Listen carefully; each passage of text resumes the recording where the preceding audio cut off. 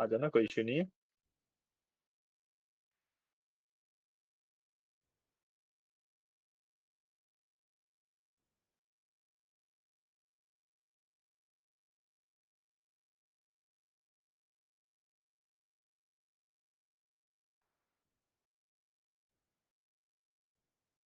ठीक है, तो बताओ आज फिर क्या करना है? इन्फ्रेंशियल शुरू कर दें या फिर और डाउट्स हैं आपके? कुछ डाउट्स वगैरह हैं किसी के? हंस क्या रहे हो? कोई डाउट्स नहीं है किसी भी चीज के हूँ? जितना भी हमने अब तक किया है उसमें से जो भी डाउट्स हैं तो डाउट्स ले लेते हैं, ये बोल रहा हूँ। क्योंकि देखो इन्फ्रेंशियल स्टार्ट करने में मेरे को कोई दिक्कत नहीं है, बट द प्रॉब्लम इज कि अभी मैं स्टार्ट करूंगा, एक बेसिक इंट्रोडक्शन हो पाएगा आज की क्लास में, फिर आपके पास गैप आ जाएगा, फिर आप ट्यूसडे को आओगे एंड फिर से इंट्रोडक्शन बार बार रिपीट करना पड़ेगा, क्योंकि बहुत ज्यादा बेसिक पार्ट है, आप वीकेंड पे भूल जाओगे। क्या छुट्टी? आज की छुट्टी? अच्छा। इतनी दूर दूर से लोग आते हैं, छुट्टी दे दें?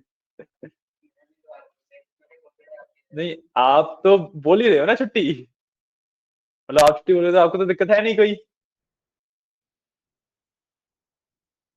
डाउट्स वगैरह नहीं है? मैंने कल डाउट्स बोल रहा नहीं था? स्टार्ट कर दें? ठीक है, इंट्रोडक्शन स्टार्ट करते हैं।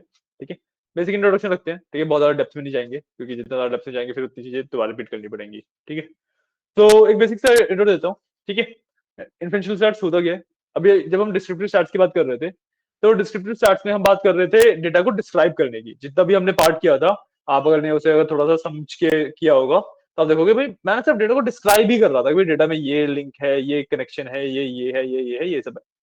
तो मैं सिर्फ और सिर्फ डेटा को डिस्क्राइब कर रहा था।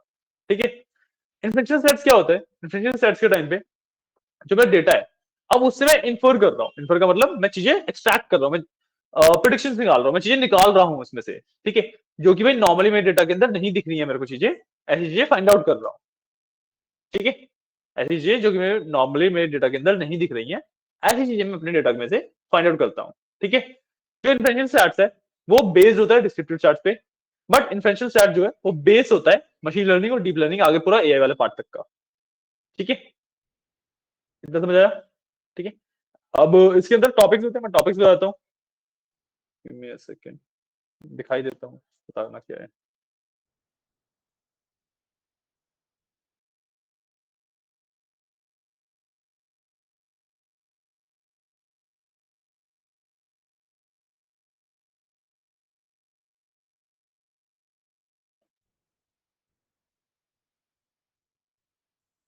देखो हमने डिस्क्रिप्टिव कर लिया, अब हम इन्फ्रेंशियल की बात कर रहे हैं। ठीक है, सबसे पहले प्रोबेबिलिटी एंड सैम्पलिंग का कंसेप्ट आता है। ठीक है, यहाँ पे ना हम बेसिकली जो मेन चीज है वो क्या सीखते हैं कि भाई मैं ना पैटर्न कैसे ढूंढ सकता हूँ, कि डेटा के अंदर पैटर्न कैसे ढूंढ सकता हूँ, क्योंकि मैं जो भी प्रिडिक्शन करूंगा, जो भी चीजें मैं कैलकुलेट करूंगा, कुछ भी करता हूँ अपने डेटा में से इंफॉर्मेशन जो भी निकाल रहा हूँ, वो सब डेटा के पैटर्न के ऊपर के पैटर्न के बेसिस पे होती है। ठीक है, अगर मैं एक बहुत छोटा सा एग्जांपल दूं आपको, तो भाई लेट्स से मेरे पास पिछले 10 साल का डेटा है। ठीक है, सेल्स का डेटा है। अब मैं हर बार देख रहा हूँ कि भाई मेरे ना लेट्स से जब भी एक नया साल स्टार्ट होता है, मतलब 1 जनवरी से लेके 15 जनवरी तक का जो टाइम होता है, उस टाइम ना सेल्स ऑलमोस्ट जीरो जाती है, बहुत ज्यादा ड्रॉप हो जाती है। ठीक है, एक पैटर्न है, मैं पिछले 10 साल से ये पैटर्न नोटिस करता हुआ आ रहा हूँ, एक पैटर्न है। ठीक है, अब क्या मैं ये बोल सकता हूँ कि भाई अगले साल भी यही सेम चीज होगी? बिल्कुल, क्यों नहीं बोल सकते? आप स्कूल में हो, ठीक है, फर्स्ट से में आपने एडमिशन लिया, आप 10 साल से पास होते हुए आ रहे हो। ठीक है, क्या आप बोल सकते हो 11th में पास हो जाओगे?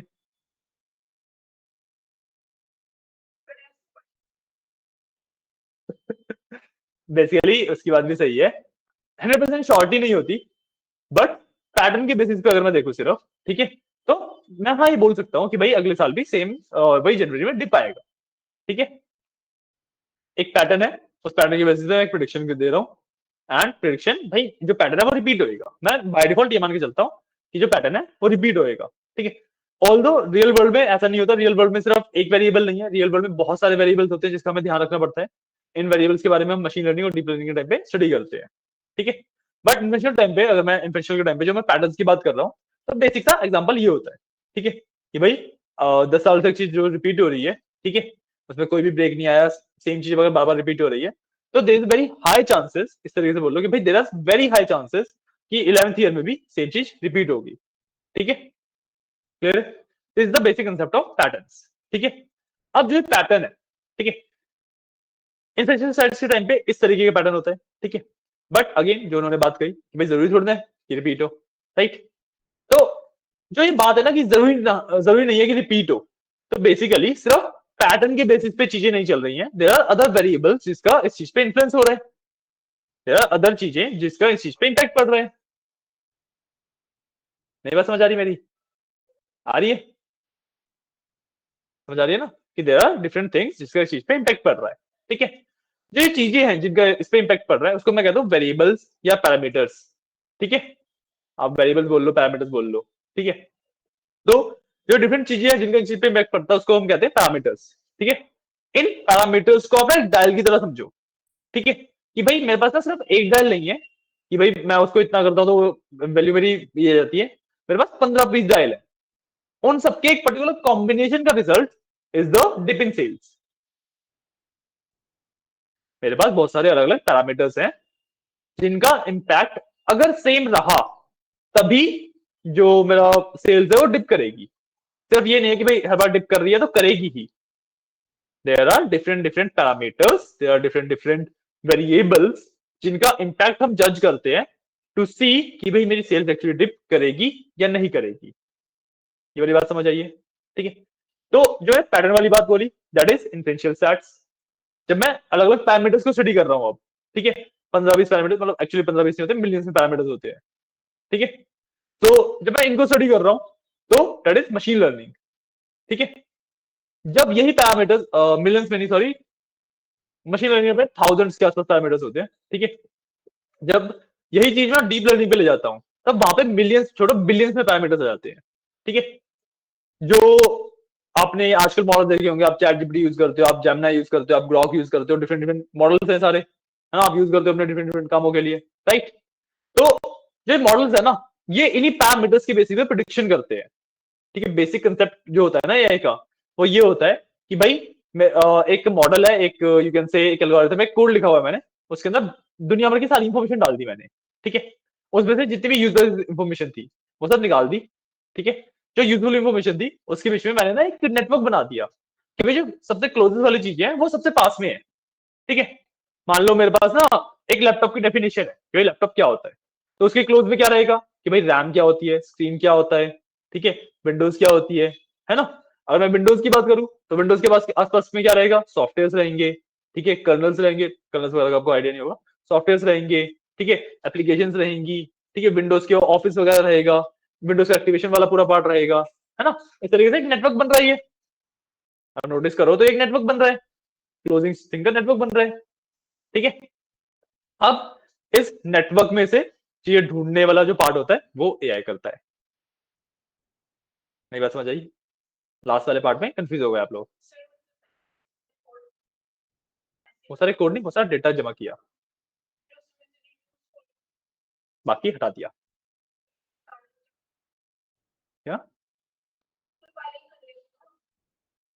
मैं आपको ना एक डेटा देता हूँ, ठीक है, उसमें से बोलूंगा इसमें से यूजफुल इंफॉर्मेशन निकाल दो। कैसे निकालोगे? जो डेटा है वो पूरा इंटरनेट है,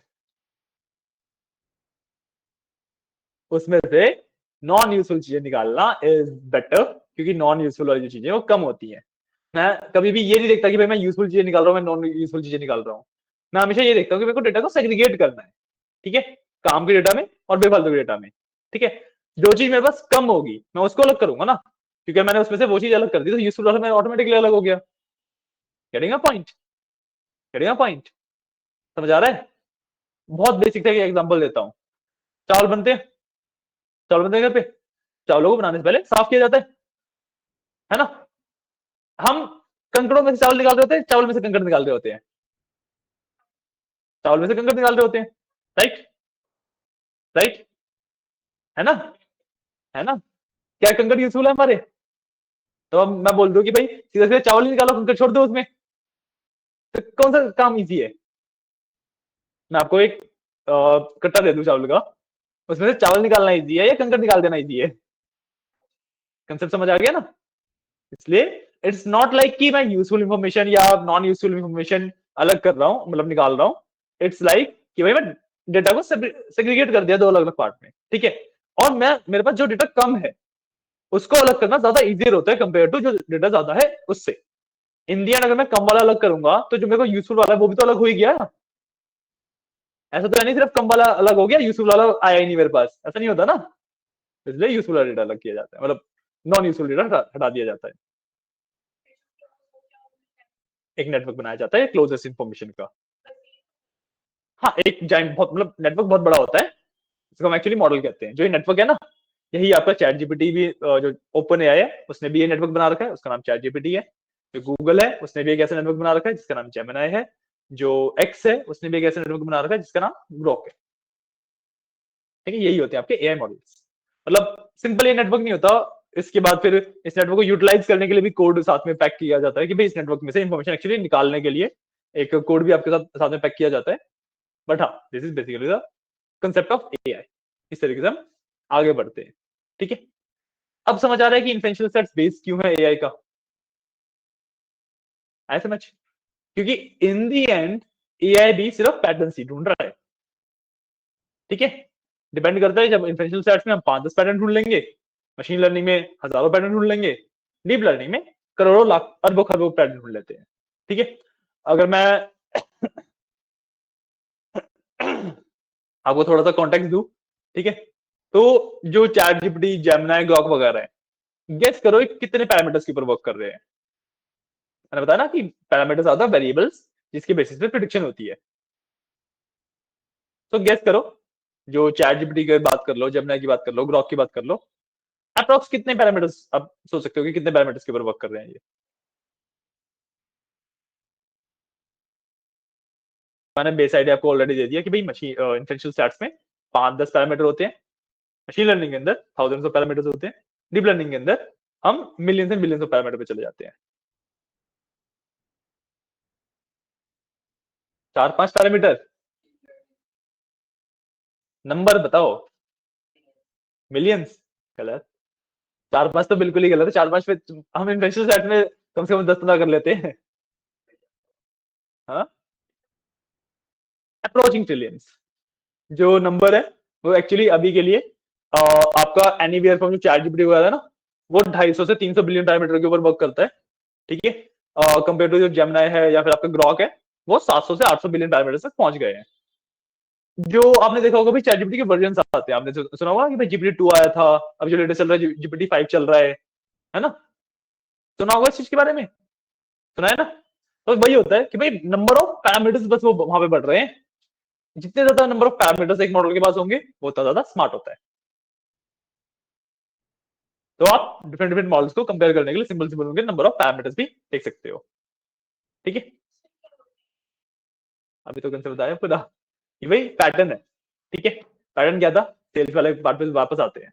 ठीक है, पैटर्न क्या था कि भाई 10 साल से मैं देख रहा हूं कि जनवरी में मेरी सेल्स डिप होती है। ठीक है, तो मैं बोल रहा हूँ अगले साल भी मेरी सेल डिप होगी, इज द पैटर्न।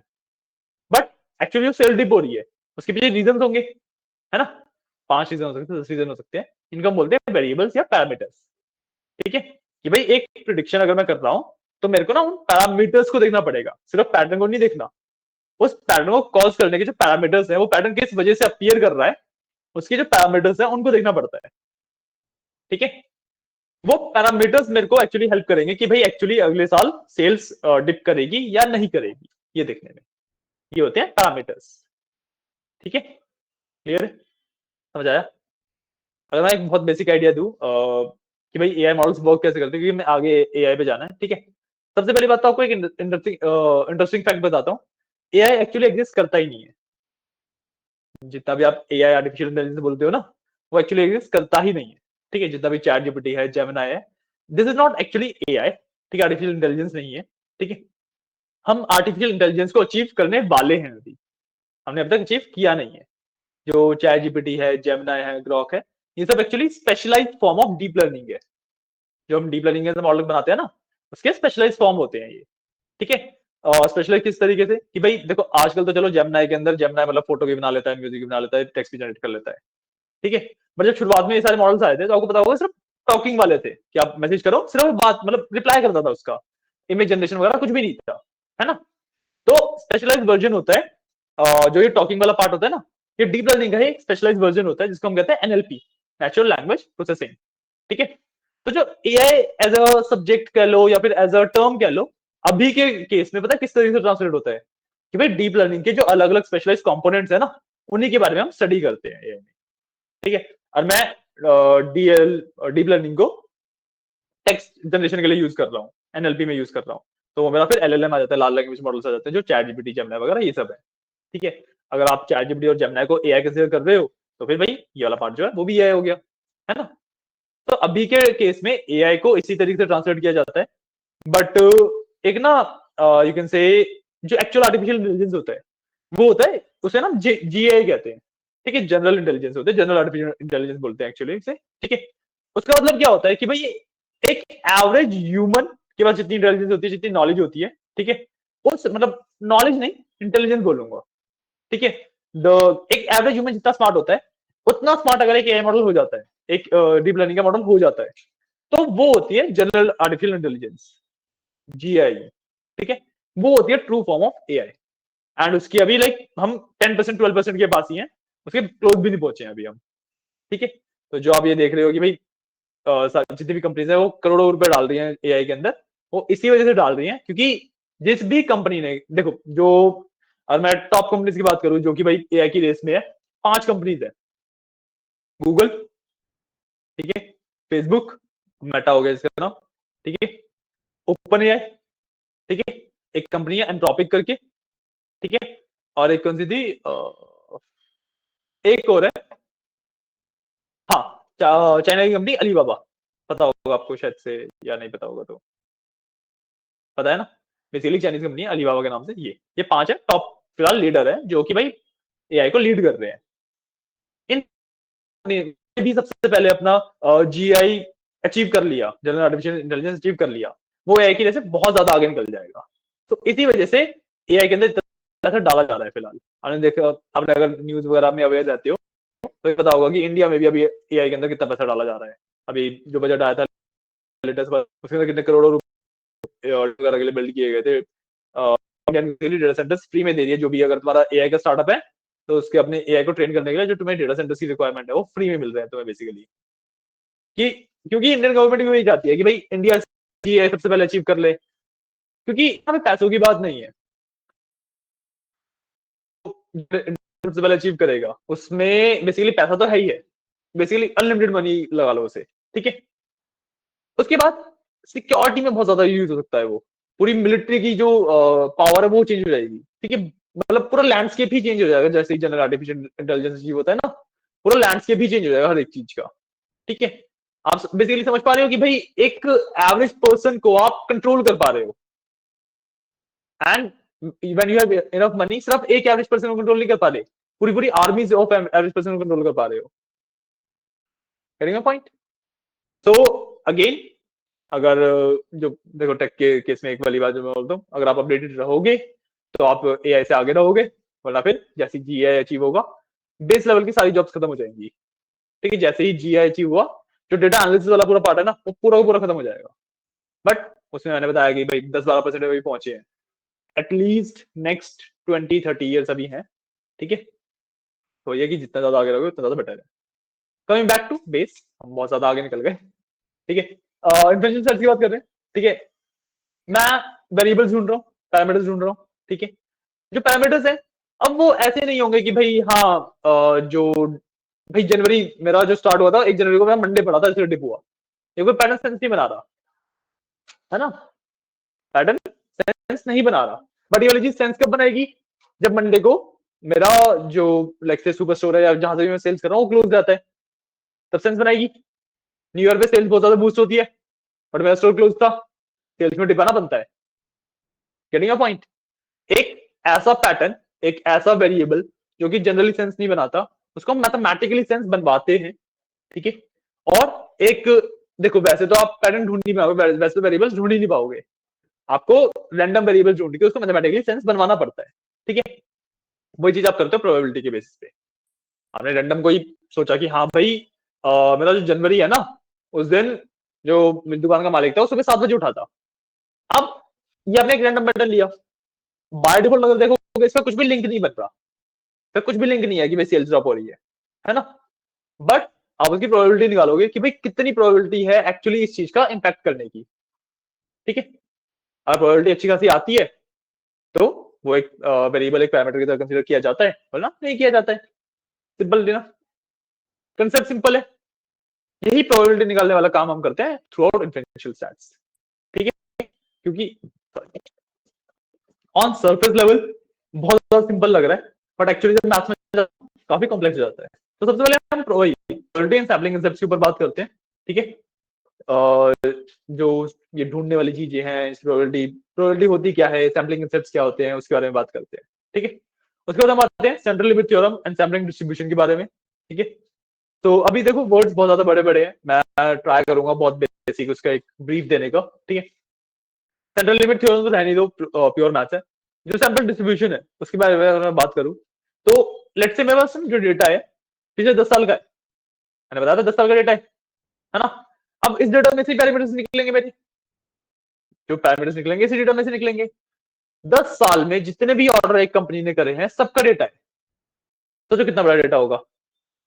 मान लो एक अच्छी खासी बड़ी कंपनी है, दिन के 100 प्रोडक्ट भी बेच रही है, दिन के 100 प्रोडक्ट भी बेच रही है, मतलब बड़ा नंबर नहीं है 100 प्रोडक्ट दिन के। एक्चुअल कंपनी हजारों प्रोडक्ट बेचती है दिन के, तो प्रोडक्ट बहुत ज्यादा बड़ा नंबर नहीं है। 10 साल से अगर मैं 100 को कंपेयर कर लू, सॉरी प्लेसमेंट ट्रेनिंग वाली नहीं, एक बार आपका रिजल्ट आएगा ना उसके बाद ही हो पाएगी, ठीक है ना। तो अब लगा लो कि भाई 365 एक साल के मेरे पास कितने हो गए, 36,500, फिर 10 साल हो गए तो 3,65,000 समथिंग रोज हो गई, है ना।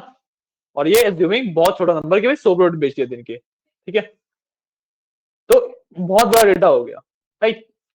अब इतने बड़े डेटा को अगर मैं स्टडी करने बैठ गया, फिर तो भाई एक पैरामीटर ढूंढने में ही मेरे को सालों लग जाएंगे, है ना। क्योंकि एक्चुअल जो कंपनीज में डेटा होता है 3 साढ़े 3 लाख रोज नहीं होती, उसके अंदर करोड़ रोज होती है, तो वो साल लग जाएंगे इसमें पैटर्न ढूंढने में, राइट। कंसेप्ट क्लियर है। तो हम करते क्या है कि हम ना एक डेटा का रैंडम सैंपल निकालते हैं। रैंडम सैंपल मतलब कि भाई मान लो लेट्स अज्यूम कि उस डेटा के अंदर 200 पैरामीटर एग्जिस्ट करते हैं, ठीक है। तो मैं इस तरीके से डेटा को अचीव मतलब एक्सट्रैक्ट करता हूं कि मान लो 100 रोज का एग्जांपल लेते हैं, ठीक है। 100 रोज है, लेट्स से 20 पैरामीटर एग्जिस्ट करते हैं, छोटा एग्जांपल लेते हैं समझ अच्छे से आएगा, ठीक है। 100 रोज है, 20 पैरामीटर अचीव एग्जिस्ट करते हैं, ठीक है। तो मैं इस तरीके से उसमें से ना 20 या 40 रोज निकालूंगा कि भाई जो पैरामीटर्स है वो जिस भी डेटा से आ रहे हैं वो डेटा में बस इक्वल प्रोपोर्शन में आ जाए। नहीं समझ आया?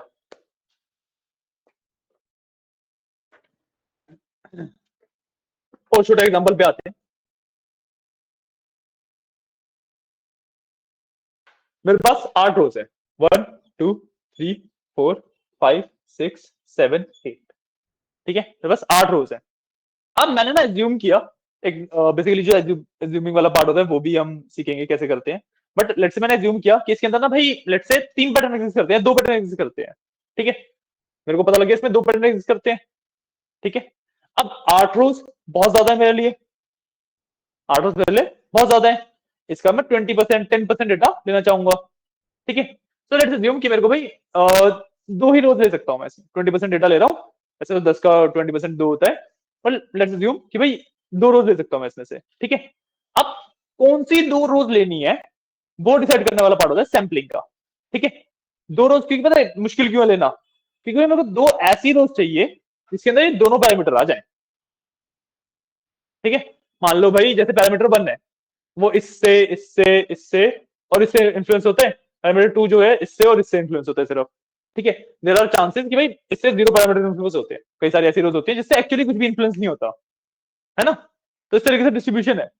तो मेरे को ये चीज ढूंढ के निकालनी है कि भाई या तो मैं ये दोनों ले लू या ये दोनों ले लू या फिर ये दोनों ले लू, है ना। इस तरीके से ढूंढ के निकालनी है मेरे को डेटा कि भाई मेरे पास जो भी मैं 2 रो ले रहा हूं उसके अंदर पहला और दूसरा दोनों पैरामीटर एग्जिस्ट करने चाहिए, ठीक है। जब मैं इन दोनों को निकाल लिया, लेट्स से मैंने ये वाला ले लिया, दिस इज माय सैंपल, इसको बोलते हैं सैंपल, ठीक है, ये होता है कंसेप्ट ऑफ सैंपल। क्लियर है, समझ आया? और जो ये मेरा टोटल डेटा था, ये था ना मेरा पूरा डेटा, सॉरी, इसको बोला जाता है पॉपुलेशन।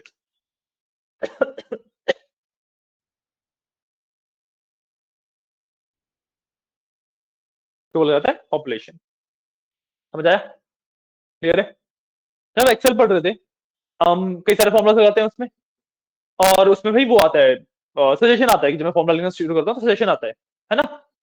आपने कभी एवरेज वगैरह के टाइम पे या फिर मिन मैक्स में तो नहीं होता, स्टैंडर्ड डेविएशन वगैरह कभी कैलकुलेट करिए एक्सेल के अंदर, कोई भी फॉर्मुला लगाया हो बेसिकली, तो आप देखोगे कि भाई एवरेज अगर मैंने लिखा तो ना एक तो नॉर्मल एवरेज आएगा, एक एवरेज पी और एवरेज एस भी आता है। नोटिस किया?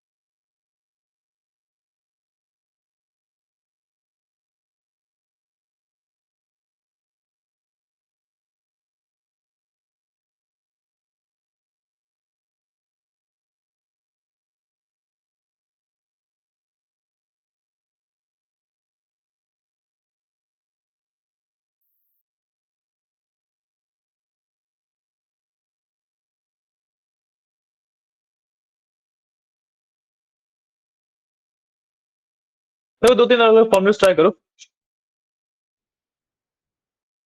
नहीं मिल रहा है, देखते हैं।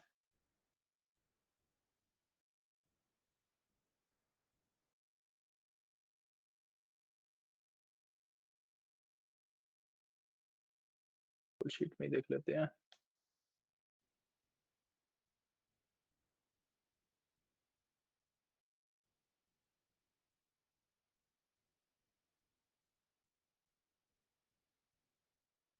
सेशन नहीं आ रहा, फिर एक्सेल पे चलते हैं।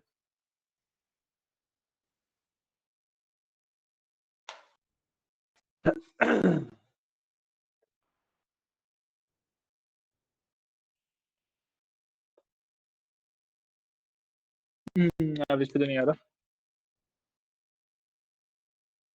हाँ, देखो, एस टी डेव होता है मेरे पास, स्टैंडर्ड डेविएशन का। ठीक है, स्टैंडर्ड डेविएशन आप लोगों को अब तो पता ही है क्या होती है ना?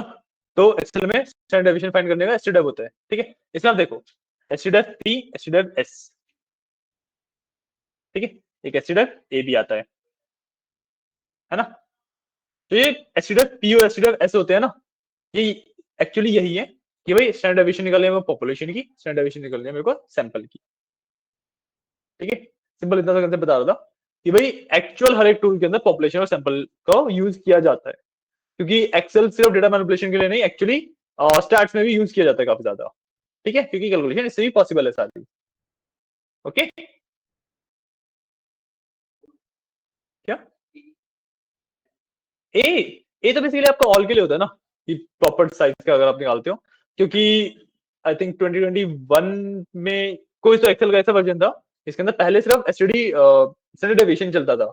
ठीक है, आप अभी अगर अपने एक्सेल के अंदर स्टैंडर्ड डेविएशन लिख रहे हो ना, तो एक सिंपल जो स्टैंडर्ड डेविएशन का फॉर्मूला आता है, उसके जो सिंबल होगा ना, उस पर नोटिस करोगे कि जो सिंबल का है उस पर एक लाइक येलो कलर का वो बनाता है ट्रायंगल, है ना? वो इसलिए बना आता है क्योंकि स्टैंडर्ड डेविएशन का जो बेसिक फॉर्मूला है वो 2021 या कहीं पे शिफ्ट हुआ था, उससे पहले चलता था। ठीक है, यूज आप अभी भी कर सकते हो, बट अभी जो एक स्टैंडर्ड बन गया नया, दैट इज स्टैंडर्ड डेविएशन ए, मतलब ऑल का। ठीक है, कि भाई पूरे डेटा का मेरे को स्टैंडर्ड डेविएशन निकालना है बेसिकली। ठीक है, तो या इसे पॉपुलेशन और सैंपल बोलते हैं। तो जो हम सैम्पलिंग कंसेप्ट है, जो सैंपल डिस्ट्रीब्यूशन है, ठीक है, इसमें इसी चीज के बारे में पढ़ते हैं। ठीक है, उसके बाद कॉन्फिडेंस इंटरवल,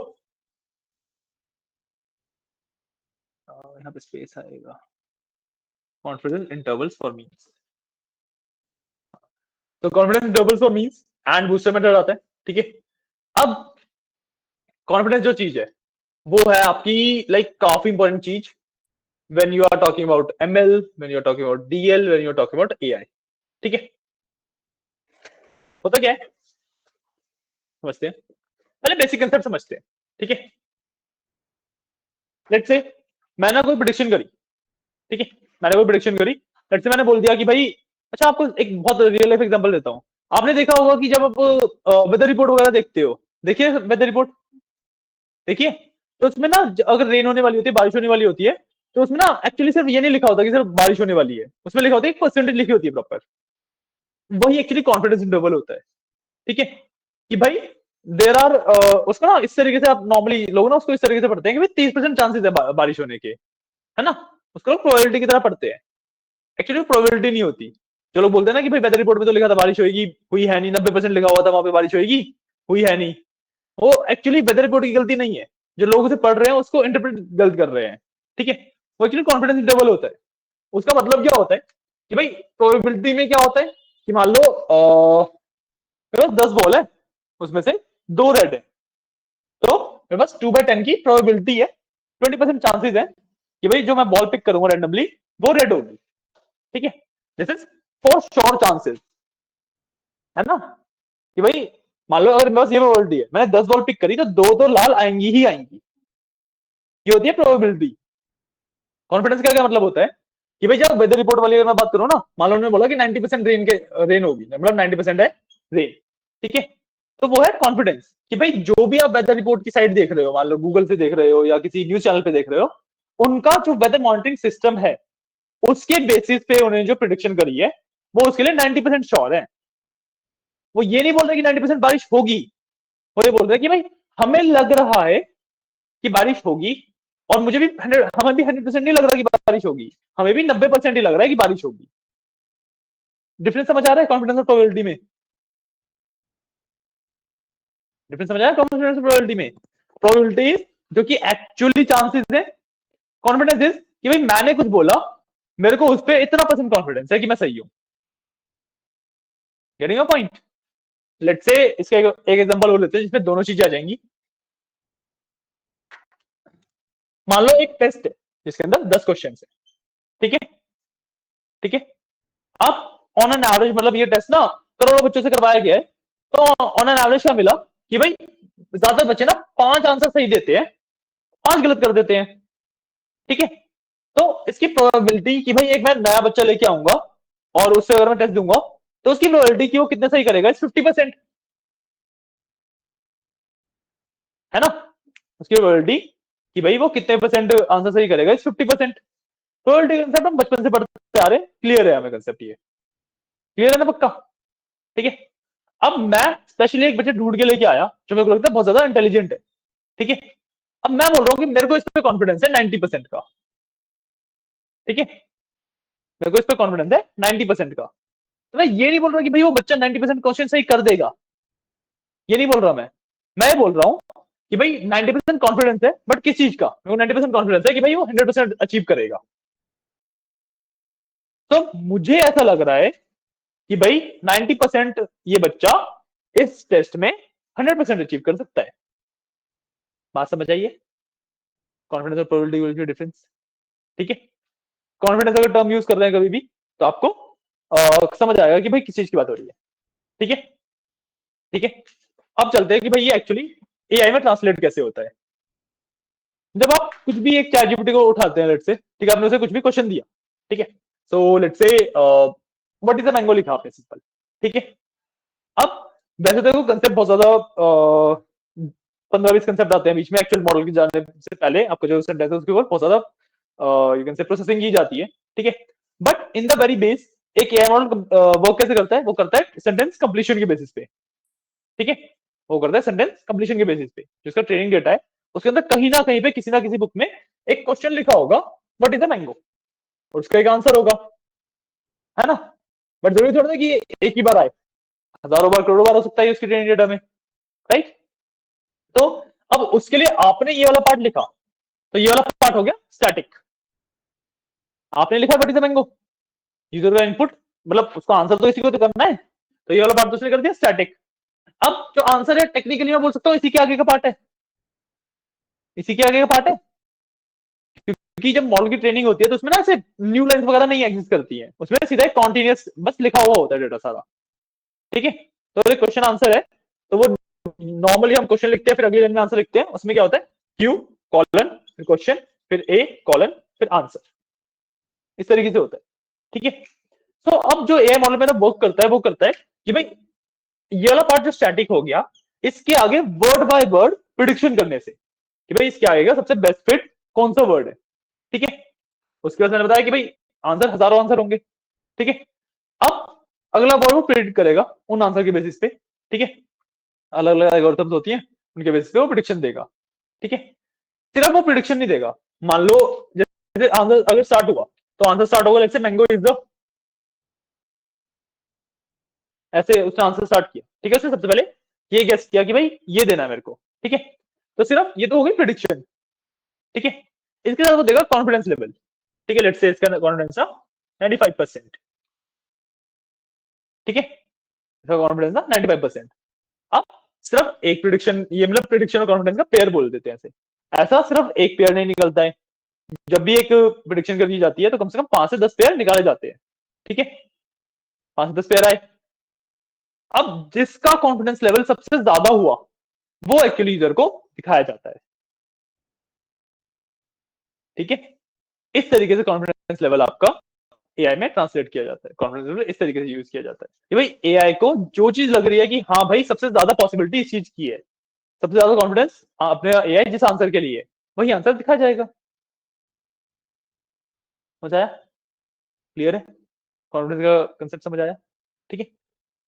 अब यहां से आपको लग रहा होगा कि एआई मुश्किल तो है, जो आप चैट जीपीटी वगैरह नॉर्मली यूज करते हो उसके बैकग्राउंड में बहुत कुछ चलता है, और ये तो मैं सिर्फ एक्चुअल मॉडल की बात कर रहा हूँ, जो चैट जीपीटी का मॉडल है सिर्फ मैं उसकी बात कर रहा हूँ कि वो इस तरीके से वर्क करता है। उसके पहले जो आपने आंसर क्वेश्चन पूछा, उस आपके क्वेश्चन वहां पे सेंड करने से लेके उस मॉडल तक जाने तक, उसके ऊपर बहुत सारे स्टेप्स होते हैं, बहुत सारी प्री प्रोसेसिंग की जाती है, प्लस जो मॉडल ने आंसर दिया वो आप तक आने के इस वाले प्रोसेस के बीच में बहुत सारी पोस्ट प्रोसेसिंग की जाती है, ठीक है। टोकनाइजेशन होती है, वेक्टराइजेशन होती है, बहुत कुछ होता है, बैक ऑफ वर्ड्स का कंसेप्ट आता है, बहुत कुछ आता है, ठीक है। समझ आया, क्लियर है, क्लियर है, ठीक। तो वो था मेरा कॉन्फिडेंस इंटरवल्स, ये कंसेप्ट होता है। और जो मैंने ये बताया ना कि पेयर्स निकालते हैं, तो पेयर्स ना एक्चुअली ऐसे कॉम्बिनेशन में साथ में नहीं निकलते, दो लिस्ट मिलती है, लिस्ट पता है पैटर्न की, पैटर्न लिस्ट याद है ना, हाँ स्क्वायर ब्रैकेट्स के अंदर होती है, दो लिस्ट दी जाती है, ठीक है। उसके अंदर एक लिस्ट के अंदर प्रिडिक्शंस होंगे सारे, दूसरे वाले में उसकी कॉन्फिडेंस लेवल होंगे, मतलब जो लिस्ट 1 के इंडेक्स 0 पे प्रिडिक्शन है उसी का कॉन्फिडेंस लिस्ट 2 के इंडेक्स 0 पे होता है, ठीक है। तो जो लिस्ट ऑफ कॉन्फिडेंस है ना, इसको बोला जाता है कॉन्फिडेंस इंटरवल्स है ये, क्लियर है, समझ आया, समझ आया, सिंपल, ठीक है। अब नेक्स्ट पार्ट कि भाई ठीक है मैंने प्रिडिक्शन कर ली, अब तक इस पॉइंट पे मैं ना प्रिडिक्शन कर चुका हूं, ठीक है। मतलब एक्चुअली हमने प्रिडिक्शन करी नहीं है, अभी हम कंसेप्ट्स पढ़ रहे हैं, पर लेट्स से मैंने प्रिडिक्शन कर ली, मैंने सैंपल किया, सैंपल के अंदर डेटा ढूंढ लिया, उसके बेसिस पे मैंने प्रिडिक्शन कर दी, ठीक है। अब होती है hypothesis testing and P value, P value का कंसेप्ट बाद में बताऊंगा जब एक्चुअली करेंगे उसको, बताते हैं हाइपोथेसिस टेस्टिंग, ठीक है। अभी हमें प्रिडिक्शन है ना, वो प्रिडिक्शन नहीं है एक्चुअली, वो मेरी एक हाइपोथेसिस है, मेरे को लग रहा है ये होगा। अभी तक जो मैंने आउटपुट दिया, मैंने जो भी प्रिडिक्शन करी, मेरे को लग रहा है वो होगा, एक्चुअल प्रिडिक्शन नहीं है ना। बेसिक से मैं कॉन्फिडेंट हूं उसको लेके, बट एक्चुअल प्रिडिक्शन नहीं है वो, राइट। तो इसके बाद आता है मेरे पास कंसेप्ट ऑफ हाइपोथेसिस टेस्टिंग, कि भाई जो मेरी हाइपोथेसिस है, मेरे को लग रहा है, इसको बेसिकली हाइपोथेसिस बोला जाता है, ठीक है। मेरी हाइपोथेसिस है ये, ठीक है। तो मेरी जो हाइपोथेसिस है इसको मैं टेस्ट करता हूं अगेंस्ट डिफरेंट डिफरेंट वेरिएबल्स।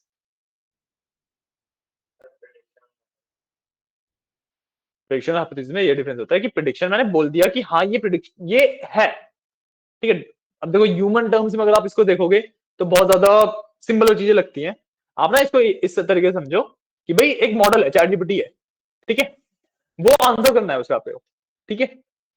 वो पहले सोचेगा कि भाई ये हो सकता है, पहले कुछ तो सोचेगा, कि भाई ये हो सकता है, ठीक है। फिर जो उसने सोचा उसको टेस्ट करेगा कि ये क्या ये एक्चुअली है। अगर वो एक्चुअली है तो वो बन जाती है प्रिडिक्शन। अगर वो आपकी हाइपोथेसिस वहां पे फेल हो गई तो वो फिर आपका बस हाइपोथेसिस बन के रह जाती है। आप समझ आई? समझ आई? कॉम्प्लेक्स टॉपिक्स है मैं मान रहा हूँ, इसलिए धीरे धीरे चलेंगे, अभी सिर्फ इसलिए इंट्रोडक्शन ले रहे हैं हम चीजों का, ठीक है। इन्फॉर्मेशन दिमाग में जा रही है ना? कैरेक्टर विकेट में भूल जाओगे इतना? नहीं भूलोगे? नहीं, उसमें एक्चुअल पैरामीटर के बेसिस पे श्योर नहीं होता वो, ठीक है। सिंपल सा एक एग्जांपल लेते हैं, बहुत बेसिक। बॉल्स वाला एग्जांपल लेते हैं। मेरे पास एक बॉक्स है, उसके अंदर 10 बॉल है, इसमें से 2 रेड है, ठीक है। मैंने आंख बंद करके एक बॉल निकाल ली, ठीक है। मैं बोल रहा हूं मैं बोल रहा हूं कि भाई मेरे हाथ में जो बॉल है ना वो रेड है। यह है मेरी हाइपोथेसिस, ये है मेरी हाइपोथेसिस, ठीक है। ठीक है, मेरे को लग रहा है भाई 90% हूं मैं, 90% श्योर हूं मैंने जो बॉल निकाली है वो रेड है, ठीक है। अब जो प्रिडिक्शन है, प्रिडिक्शन है कि भाई किसी और ने देखा, ठीक है। सॉरी, प्रिडिक्शन इज कि भाई उसको एक्चुअली टेस्ट किया गया मेरी हाइपोथेसिस को कि भाई क्या मेरी बॉल जो हाथ में थी वो रेड है या नहीं है। कैसे टेस्ट किया? जो टेस्ट कर रहा है उसको भी नहीं पता कि मेरे हाथ में कौन सी बॉल है, बट उसने देखा कि प्रोबेबिलिटी क्या है, देखा कि एक रेड बॉल आने की प्रोबेबिलिटी क्या है। प्रोबेबिलिटी है 20%, जो कि बहुत कम प्रोबेबिलिटी होती है, ठीक है। और इसकी वजह से ना सिर्फ प्रोबेबिलिटी नहीं देखा जाता, पी वैल्यू वगैरह उसी का कंसेप्ट होता है कि पी वैल्यू भी देखी जाती है कि वो प्रोबेबिलिटी आने के कितने चांसेस है, कि भाई मैं उस वाले सैंपल में जाऊंगा जो 20% का सैंपल है रेड बॉल आने वाला, मैं उसके अंदर फॉल करता हूँ, उसके कितने चांसेस है। जब मेरा कैलकुलेशन बढ़ जाती है, ये होती है प्रिडिक्शन। तो in the very basic term, अगर आप मैं बहुत ज्यादा बेसिक टर्म में समझाऊं तो भाई मेरे को जो लग रहा है वो हाइपोथेसिस होती है, मैथ उसको सपोर्ट कर रही है वो प्रिडिक्शन होती है, ठीक है। मैंने बोला मेरे हाथ में लाल बॉल है, ठीक है, ये मेरी हाइपोथेसिस है। बट स्टैटिस्टिकल स्टैट्स के थ्रू, ठीक है, अगर actually there are very high chances मेरे हाथ में रेड बॉल है, तो देन जो मैंने बोला हाइपोथेसिस थी मेरी वो प्रिडिक्शन में कन्वर्ट होती है, ठीक है। एक बहुत बेसिक एग्जांपल, ठीक है। एक बॉक्स में बॉल्स है, ठीक है। नो बॉल रेड है, एक बॉल है जो डिफरेंट कलर की है, ठीक है। मैंने एक बॉल निकाली, मेरे हाथ में जो बॉल है मेरे को नहीं पता कौन सी है, ठीक है। मैं बोल रहा हूँ मेरे हाथ में रेड बॉल है, ठीक है। 9 रेड थी, मैंने जो बोले मैं मेरे को नहीं पता कि उसमें कितनी रेड थी कितनी क्या थी, तो मैंने बोल दिया कि भाई मेरे हाथ में रेड बॉल है, ठीक है। ये मेरी हाइपोथेसिस है, ठीक है। बट जब मैंने उस बैग का टोटल डेटा देखा तो भाई उसके अंदर 9 बॉल्स रेड थी, एक बॉल लेट से कुछ और कलर की थी, तो मेरे पास 90% चांसेस हुए कि रेड बॉल आने के, ठीक है। वेरी हाई प्रोबेबिलिटी हुई यहाँ पे, है ना। तो जब मैंने, मेरी हाइपोथेसिस भी थी, मैंने रेड बॉल बोला, प्रोबेबिलिटी बोल रही है कि भाई रेड आने के बहुत ज्यादा चांसेस है, तो अब जो मैंने बोला था वो बन जाती है प्रिडिक्शन। मजा आया डिफरेंस? ठीक है, मैंने सिर्फ बोला मेरे को लग रहा था जो, दैट इज द हाइपोथेसिस। जब जो मेरे को लग रहा था मैथ्स को भी वही लग रहा है, वो बन जाती है प्रिडिक्शन। क्लियर है? ठीक है, तो ये होता है बेसिकली हाइपोथेसिस टेस्टिंग का कंसेप्ट, ठीक है। एक मिनट देना, बार बार मैसेज करे जा रहे हैं।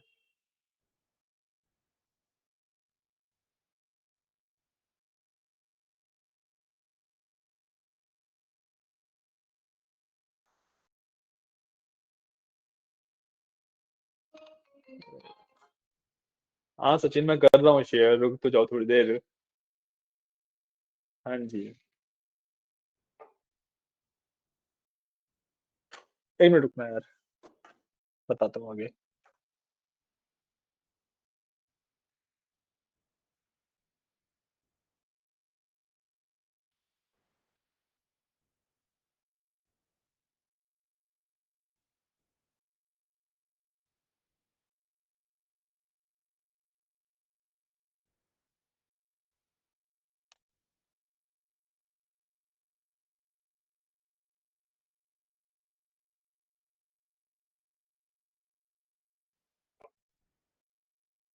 ओके, आगे कंसेप्ट बता देता हूँ फटाफट।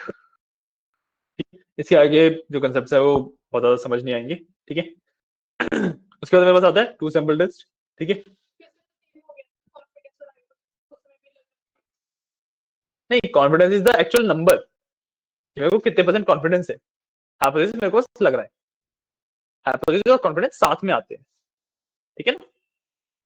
तो यहाँ पे मैंने बताया ना पेयर बन रहा है, ये जो ऊपर वाला पार्ट है मैंगोइजो वाला पार्ट वो मेरी हाइपोथेसिस है, उसके ऊपर मेरे को 95% कॉन्फिडेंस है, ठीक है। अब इसके बाद आता है टू सैंपल टेस्ट, ठीक है।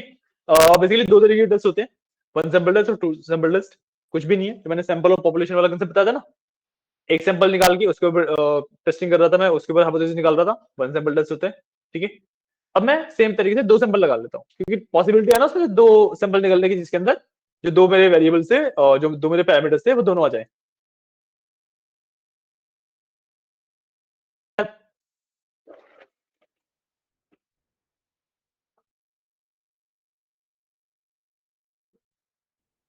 10 रोज है, ठीक है।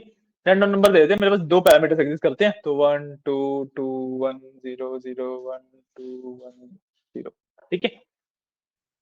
ये सैंपल भी हो गया, ये भी एक सैंपल पॉसिबल है, ये भी एक सैंपल पॉसिबल है, ये भी एक सैंपल पॉसिबल है, और फिर मतलब इधर उधर वाले सैंपल भी पॉसिबल है। सैंपल बहुत सारे बन सकते हैं ना जिसके अंदर दो पैरामीटर्स आएंगे मेरे, राइट। तो जब मैं पहले हाइपोथेसिस वगैरह की बात कर रहा था वन सैंपल टेस्ट के टाइम पे, मैंने इनमें से कोई भी एक सैंपल लिया था, ठीक है। टू सैंपल टेस्ट में कोई भी दो सैंपल ले रहा हूँ, ठीक है। सिंपल सा इतना सा कंसेप्ट है, ठीक है। पहले मैं हाइपोथेसिस वगैरह सब कुछ एक सैंपल के ऊपर बना रहा था, अब दो सैंपल के ऊपर बना रहा हूँ,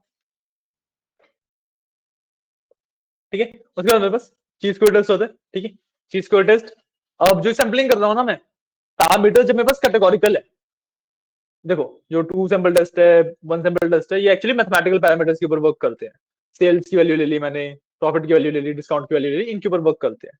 जब मेरे को कैटेगोरिकल डेटा के ऊपर प्रिडिक्शन करनी होती है, लेट्स से मेरे को डे प्रिडिक्ट करना है या फिर कुछ और वैसे कैटेगोरिकल प्रेडिक्ट करना है, तो मेरे को चीज को टेस्ट यूज करना पड़ता है, ठीक है।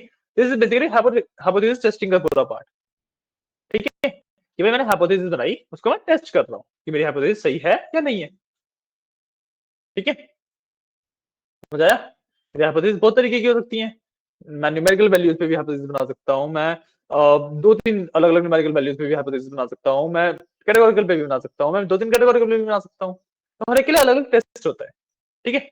वन सैंपल टेस्ट, जब मैंने एक न्यूमेरिकल वैल्यू प्रेडिक्ट करी, जैसे मैंने बोल दिया कल सेल्स $200 की होगी, इसको वेरीफाई करने के लिए वन सैंपल टेस्ट, ठीक है। मैंने बोल दिया कल मेरा सेल जो $200 की होगी उसमें से $100 का प्रॉफिट बनाऊंगा मैं, दो न्यूमेरिकल पैरामीटर्स आ गए, टू सैंपल टेस्ट यूज किया जाता है इस केस में, ठीक है।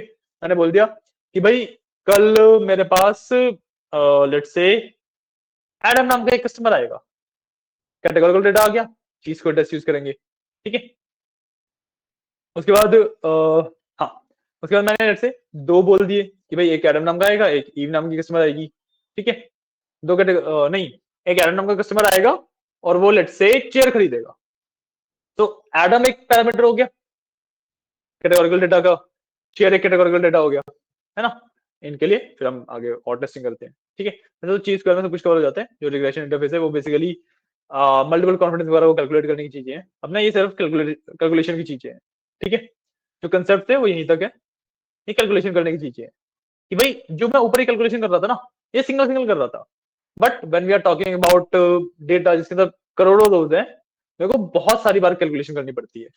तो जो बूटस्ट्रैपिंग मेथड हो गया मेरा, जो यहाँ पे बूटस्ट्रैपिंग है, ठीक है, या फिर रिग्रेशन इन्फ्लुएंस है, ठीक है, वो सब यही वाले मेथड्स है कि भाई मैं बहुत एफिशिएंटली इतनी बड़ी बड़ी कैलकुलेशन कैसे कर सकता हूँ, ठीक है।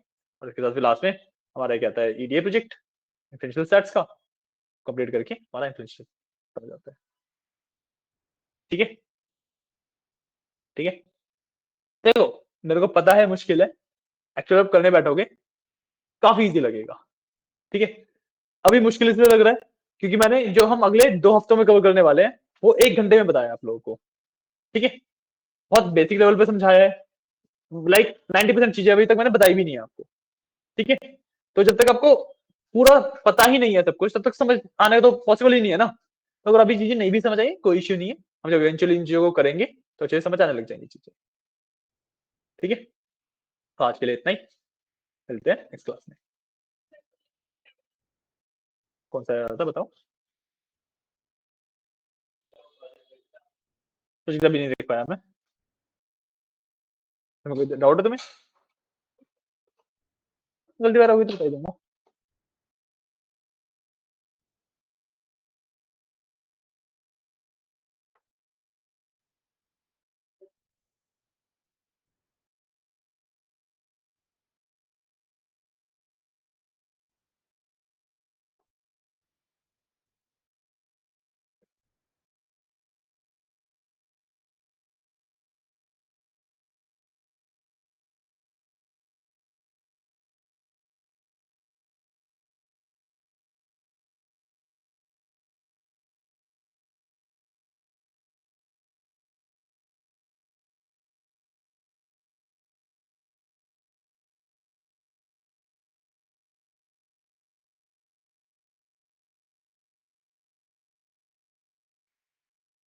एक मिनट देना बस फिर।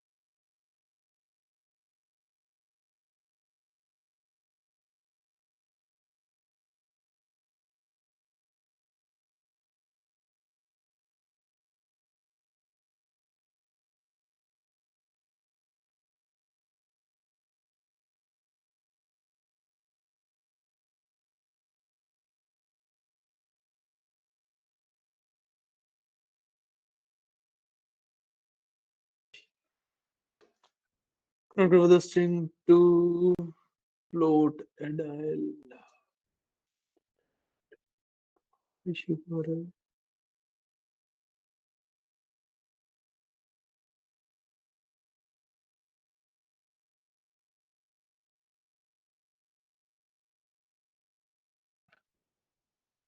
issues convergence to equivalence। हाँ आज की क्लास हो गई है।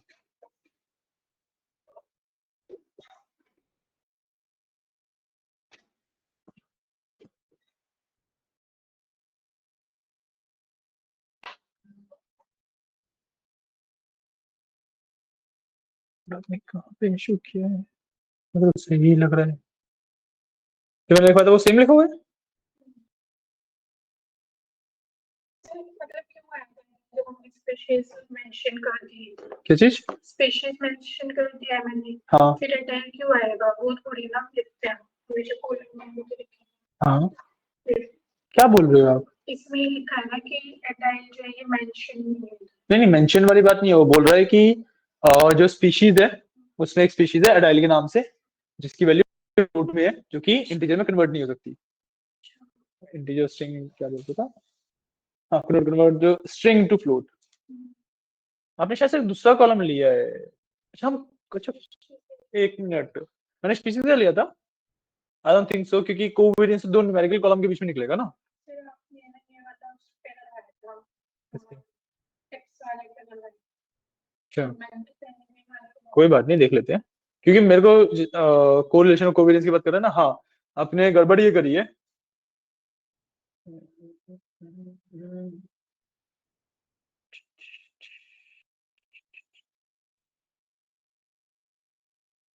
हाँ देखो मैंने टोटल बिल और टिप लिया है। चलो उसमें दिख नहीं रहा। मैंने लिया है टोटल बिल और टिप। ठीक है दो हर चीज में ये लिया है क्योंकि जो कोरिलेशन हो गया या कोवेरिएंस हो गया ठीक है वो निकलता है दो न्यूमेरिकल कॉलम्स के बीच में। क्योंकि आप समझ रहे हो कि आप क्या ट्राई कर रहे हो कि भाई मेरी सेल्स की वैल्यू पे मंडे का क्या इम्पैक्ट है। आप ये कंपेयर कर रहे हो। मतलब मैंने स्ट्रिंग लगा दिया। आपने स्ट्रिंग वाला एक कॉलम यूज किया हुआ है कंपेयर करने के लिए न्यूमेरिकल वाले कॉलम के साथ इंटीजर वाले कॉलम के साथ। मतलब ये न्यूमेरिकल वैल्यू के लिए होगा। हाँ इसमें दोनों वैल्यू न्यूमेरिकल डालेंगे। फिर एक उसका फ्लिपर लेंथ हो गया बॉडी मास हो सकता है। ठीक है उसमें पेडल लेंथ भी करके होगा एक काफी सारे हैं। सबसे ऊपर वाले पे देख लो ना। देखो बॉडी मास। हाँ बॉडी मास कर लो। बॉडी मास तो चलेगा ही।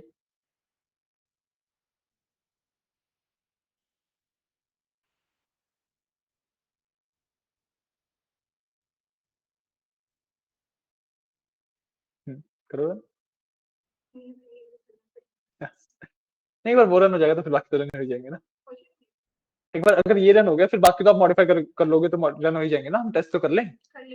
कर लो कोई बात नहीं। कॉपी कर लो ना ऊपर से बार बार लिखोगे। लिख लो लिख लो।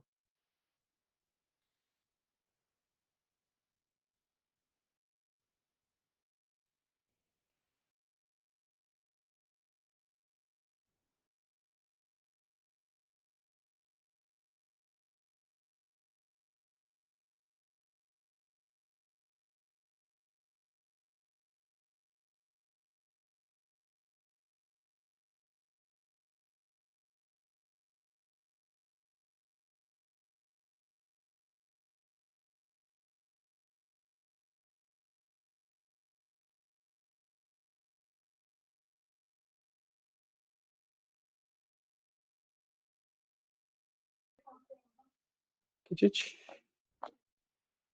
अरे अच्छा सबसे ऊपर वाला नहीं किया आपने, तो इसको बंद करोगे, इसको बंद कर लो।